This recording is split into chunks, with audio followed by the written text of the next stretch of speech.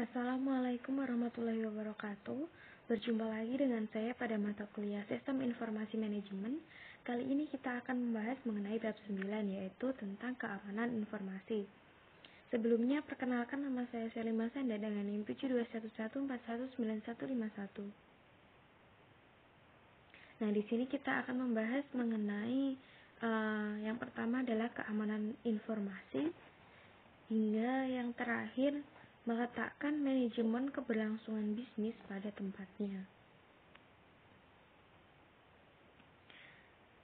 Nah, keamanan informasi itu sendiri adalah perlindungan baik pada peralatan komputer maupun non-komputer, fasilitas, data, dan informasi dari penyalahgunaan pihak-pihak yang tidak berwenang.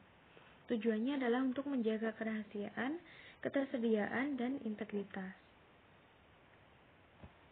Sedangkan manajemen keamanan informasi adalah aktivitas untuk menjaga agar sumber daya informasi tetap aman. Terdapat pilihan untuk merumuskan kebijakan keamanan informasi dengan tolak ukur benchmark, yang dimana tingkat keamanan yang disarankan yang dalam keadaan normal harus menawarkan perlindungan yang cukup terhadap gangguan yang tidak terotorisasi. Kemudian ada ancaman. Ancaman ini bisa berasal dari orang, organisasi, mekanisme, atau peristiwa yang memiliki potensi untuk membahayakan sumber daya informasi perusahaan. Nah, ancaman bisa bersifat ancaman internal dan eksternal maupun ancaman tindakan kecelakaan dan disengaja. Ancaman internal mencakup bukan hanya karyawan perusahaan, tapi juga pekerja temporer, konsultan, kontraktor, bahkan mitra bisnisnya. Diperkirakan menghasilkan kerusakan yang secara potensi lebih serius dibandingkan ancaman eksternal, karena pengetahuan ancaman internal lebih mendalam akan sistem perusahaan. Kemudian, pada tindakan kecelakaan ataupun disengaja. Jadi banyak terjadi kerusakan karena kecelakaan, maka dari itu sistem keamanan juga harus mengeliminasi atau mengurangi kemungkinan terjadinya kerusakan yang disebabkan oleh kecelakaan. Jenis-jenis ancaman ada 5. Yang pertama adalah virus. Ia adalah program komputer yang dapat mereplikasi dirinya sendiri tanpa bisa diamati oleh pengguna dan menempelkan salinan dirinya pada program-program dan boot sektor lain. Kemudian ada worm. Dia tidak dapat mereplikasikan dirinya sendiri, tetapi dapat menyebarkan salinannya melalui email. Kemudian ada Trojan horse. Dia tidak bisa mereplikasi maupun mendistribusikan dirinya, namun pengguna menyebarkan sebagai suatu perangkat. Nah, pada saat perangkat digunakan, perangkat menghasilkan perubahan yang tidak diinginkan pada fungsionalitas sistem tersebut. Kemudian ada adware, yang memunculkan pesan-pesan iklan yang mengganggu. Kemudian ada juga spyware, dia mengumpulkan data dari mesin pengguna. Kemudian ada risiko. Risiko adalah potensi output yang tidak diharapkan dari pelanggaran keamanan informasi oleh ancaman keamanan informasi. Kemudian ada persoalan dalam e-commerce.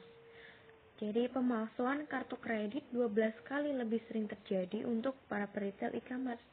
Maka dari itu, perusahaan-perusahaan kartu kredit yang utama telah mengimplementasikan program yang ditujukan secara khusus untuk keamanan kartu kredit e-commerce.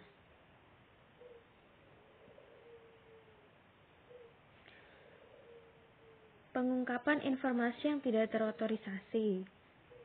Yang pertama, penggunaan yang tidak terotorisasi terjadi ketika orang-orang yang biasanya tidak berhak menggunakan sumber daya perusahaan mampu melakukan hal tersebut. Kemudian, penghancuran yang tidak terotorisasi dan penolakan layanan. Seorang yang dapat merusak atau menghancurkan software maupun hardware sehingga menyebabkan operasional komputer tidak berfungsi. Kemudian, modifikasi yang tidak terotorisasi. Perubahan yang dilakukan pada data, informasi, dan software perusahaan tanpa disadari menyebabkan para pengguna output sistem mengambil keputusan yang salah. Kemudian praktik keamanan yang diwajibkan oleh visa. Jadi ada 10 praktik keamanan, mulai dari pemasangan dan pemeliharaan firewall hingga secara teratur menguji sistem keamanan. Kemudian ada manajemen risiko. Pendefinisian risiko ada 4 langkah. Yang pertama, identifikasi aset-aset bisnis yang harus dilindungi dari risiko. Kemudian menyadari risikonya, lalu menganalisis kelemahan perusahaan dan menentukan tingkatan dampak pada perusahaan jika risiko tersebut benar-benar terjadi. Nah, di sini disebutkan ada 3 tingkatan keparahan dampak. Yang pertama ada dampak parah. Dia bisa membuat perusahaan bangkrut atau membatasi kemampuan perusahaan untuk berfungsi. Kemudian ada dampak yang signifikan. Dia menyebabkan kerusakan dan biaya yang signifikan, tetapi perusahaan masih bisa terselamatkan. Kemudian ada dampak minor. Dia bisa menyebabkan kerusakan yang mirip dengan terjadinya masalah pada operasional sehari-hari. Setelah analisis risiko diselesaikan, hasil temuannya sebaiknya didokumentasikan pada laporan analisis risiko. Kemudian ada kebijakan keamanan informasi. Dia terjadi dalam 5 fase. Fase yang pertama adalah inisiasi proyek, kemudian penyusunan kebijakan, kemudian konsultasi dan persetujuan, kemudian fase kesadaran dan edukasi, dan fase penyebarluasan kebijakan. Selanjutnya, kebijakan terpisah dikembangkan untuk keamanan sistem informasi, mengendalikan akses sistem, keamanan personel, lingkungan dan fisik, serta keamanan komunikasi data, klasifikasi informasi, perencanaan kelangsungan usaha, dan akuntabilitas manajemen. Kebijakan ini diberitahukan kepada karyawan sebaiknya dalam bentuk lisan dan melalui program pelatihan dan edukasi. Setelah itu, pengendalian dapat diimplementasikan. Sebenarnya apa itu pengendalian? Jadi pengendalian adalah mekanisme yang diterapkan baik untuk melindungi perusahaan dari risiko atau untuk meminimalisir dampak risiko tersebut pada perusahaan jika risiko tersebut benar-benar terjadi. Nah, di sini ada 3 macam pengendalian. Yang pertama ada pengendalian teknis. Di sini ada pengendalian akses, identifikasi dan autentikasi, sistem deteksi gangguan, dan firewall. Kemudian ada pengendalian formal yang mencakup penentuan cara berperilaku, dokumentasi prosedur dan praktik yang diharapkan, dan pengawasan serta pencegahan perilaku yang berbeda dari panduan yang berlaku. Kemudian ada pengendalian informal yang mencakup program pelatihan dan edukasi serta program pembangunan manajemen. Selanjutnya, mencapai tempat pengendalian yang tepat. Jadi ketiga jenis pengendalian tersebut mengharuskan biaya. Dengan demikian, keputusan untuk mengendalikan pada akhirnya bukan hanya dibuat berdasarkan masalah-masalah, dia juga harus dibuat berdasarkan biaya dan keuntungan yang akan didapatkan.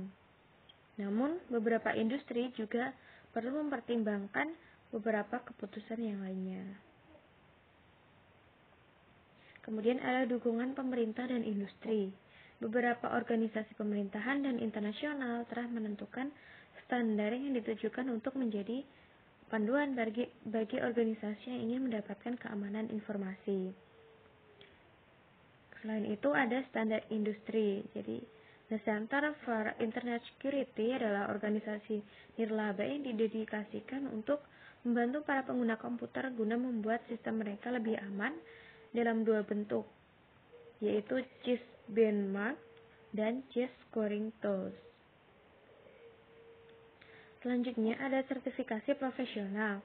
Jadi profesi TI menawarkan program sertifikasi. Contohnya ada Asosiasi Audit Sistem dan Pengendalian, Konsorsium Sertifikasi Keamanan Sistem Informasi Internasional, dan Institut SANS. Selanjutnya, meletakkan manajemen keamanan informasi pada tempatnya. Jadi, kebijakan ini dibuat berdasarkan identifikasi ancaman dan risiko, ataupun berdasarkan panduan yang diberikan oleh pemerintah dan asosiasi industri.